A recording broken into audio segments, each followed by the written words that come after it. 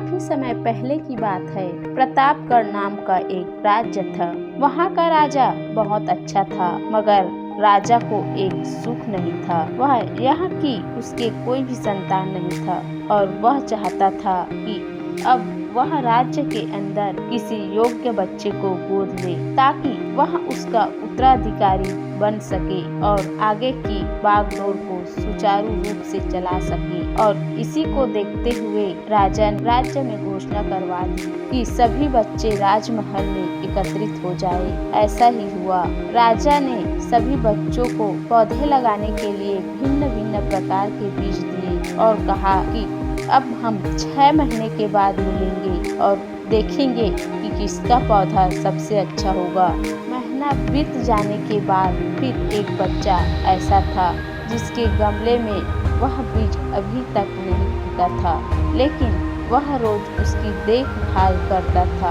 और रोज पौधे को पानी देता था। देखते ही देखते 3 महीने बीत गए। बच्चा परेशान हो गया। तभी उसकी मम्मी ने कहा कि बेटा धैर्य रखो, कुछ बीजों को फलने में ज्यादा वक्त लगता है। और वह पौधे को सींचता रहा। 6 महीने हो गए।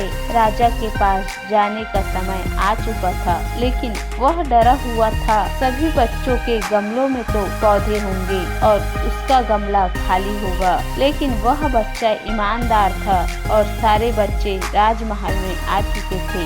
कुछ बच्चे शोर से भरे हुए थे, क्योंकि उसके अंदर राज्य का अधिकारी बनने की प्रबल लालसा थी। अब राजा ने आदेश दिया, सभी बच्चे अपने अपने गमले दिखाने लगे, मगर एक बच्चा सहमा हुआ था क्योंकि उसका गमला खाली था। तभी राजा की नजर उस गमले पर गई। उसने पूछा, तुम्हारा गमला तो खाली है। तो उसने कहा, लेकिन मैंने इस गमले की 6 महीने तक देखभाल की है। राजा उसकी ईमानदारी से खुश था कि उसका गमला खाली है, फिर भी वह हिम्मत करके यहाँ आ तो गया। सभी बच्चों के गमले देखने के बाद राजा ने उस बच्चे को सभी के सामने बुलाया। बच्चा सहम गया और राजा ने वह गमला सभी को दिखाया। सभी बच्चे जोर से हंसने लगे। राजा ने कहा, शांत हो जाइए, इतने खुश मत होइए। आप सभी के पास जो पौधे हैं वो बंजर है। आप चाहे कितनी भी मेहनत कर ले, उनसे कुछ नहीं मिलेगा।